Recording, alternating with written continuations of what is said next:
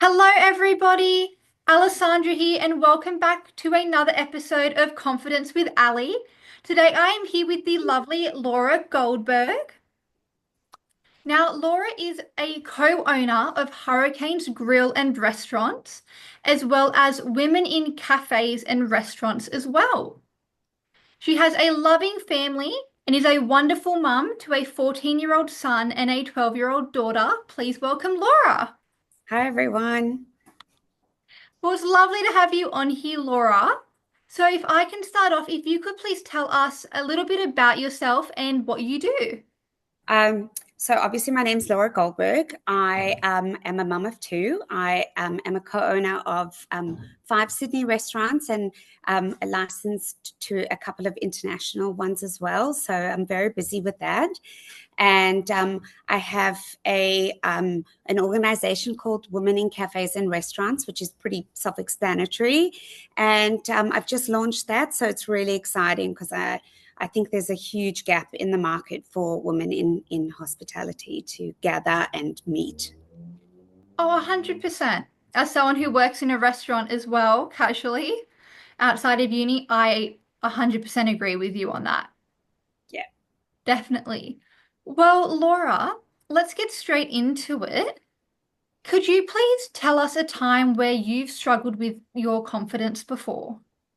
So I think we have to be real and just admit that every single woman goes through periods where their confidence is at a low, but it's what we do to get out of that rut. So definitely throughout my life, there's been periods where my confidence has been low, or I felt I'm not good enough, or that I'm not doing enough. So I think there's definitely lots of stages in life, and I think one of the good things about getting old is confidence does just come naturally once you've experienced a few heartaches and things like that. Yeah, definitely. And could you share a time where you really felt out of depth with everything? So in my personal life, probably when my son was born, he was born premature, and I had no idea what to do. They whisked the baby away from me. I had no idea what was happening. And, he was in special care nursery for a while, and I was definitely out of my depth because I didn't know how to navigate that.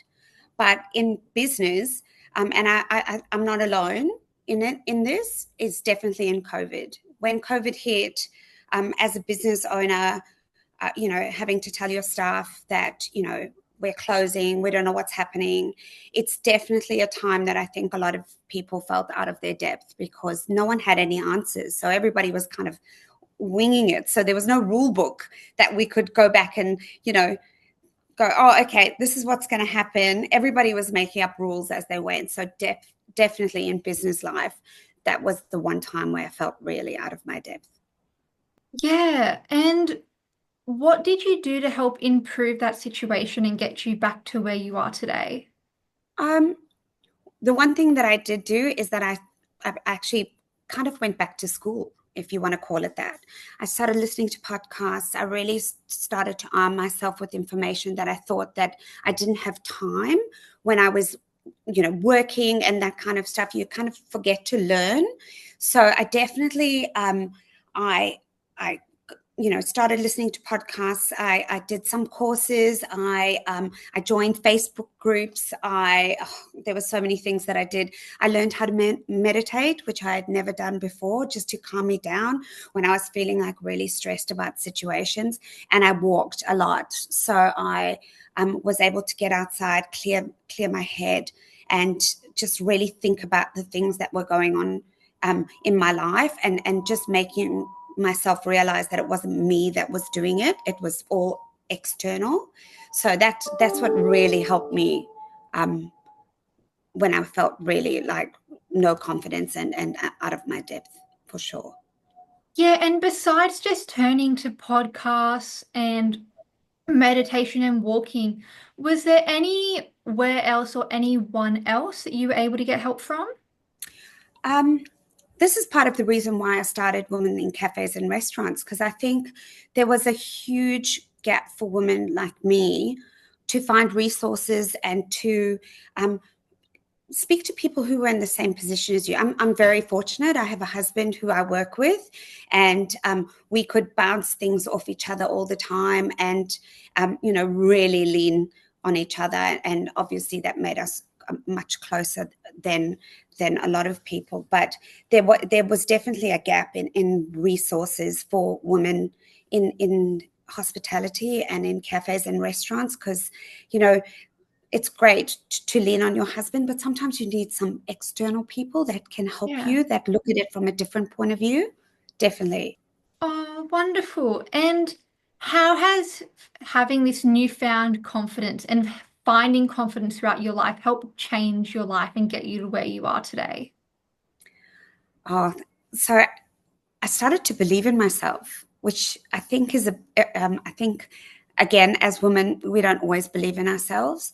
And I just, I just dug really deep within myself, and I actually stopped caring what other people thought. And I think that's a major, that was a major, stepping stone for me, is that I stopped caring so much about what other people thought. And the people that were important to me, that's who I I care what they think. Everybody else is secondary. And I think that really helps you to understand what you want out of life and where you're going. Yeah, definitely. I think that I love the fact that you said I stopped caring about what other people thought because especially in this day and age, and I know that with people in your generation, people older than your generation, and people in my generation now, especially someone speaking on my end with being smack bang in the middle of Gen Z, where both my brothers are Gen Z as well. I think that it's so prominent nowadays for people to care more about what other people think about them than what they think about themselves. And look, Yep. I am guilty as charged. I definitely was the same. I still am. I think that a lot of people are, and it's definitely a hard thing to stop and to break Yes. the habit because you have to care about yourself Yes. before, Totally. not And I for also anyone think else, but I think social media makes it really difficult, because yeah. you have confidence and you think things are great, and then you see a video of someone else doing something better than you, and you're kind of comparing yourself. And I'm guilty of that, of course. I'm human, but I think I don't care as much anymore. Like, I used to really beat myself up about like the things that other people are doing, and I'm not doing enough, and I need to do more, or how come it's so easy for them and I have to work really hard. And I've just kind of had to resign myself that everybody's on a different journey. And I think as soon as we recognize that within ourselves, we realize that our journey is different to the other person's journey, and we don't know what's going on behind the scenes, because everybody can make a really positive video but be really sad. And I Yeah. think just like I said, just not caring as much. I spent a lot of years caring about what other people thought about me, and it's so wasted, because they're going to have an opinion anyway. Whether you care about their opinion or not, they're still going to have an opinion. So yeah. Definitely. And could you please share with us one tip that you wish you had at the beginning of all of this? uh, it's going to sound really, really cliched, but I was given a book by one of my best friends called Let Them by Mel Robbins.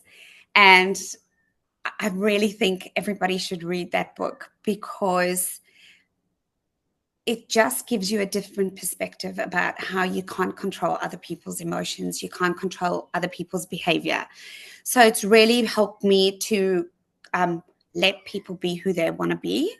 And so there's that book that I think everybody should read, because it just gives you a little bit of a different perspective on how important it is to care about what yourself thinks first. And I think also just to, you're never going to please everyone. And I think that you need to realize that as well, Yeah. because everybody's different. So what you think someone else needs, they might not need it, right? And you're trying to please them all the time. You forget to please yourself. And I think that's the most important thing, is to love yourself first and to please yourself first. 100%. And I'm going to switch it up a little bit. And I don't know if you've ever been asked this one before, but what's one piece of advice that you would tell your future self? Oh, that's tricky. um,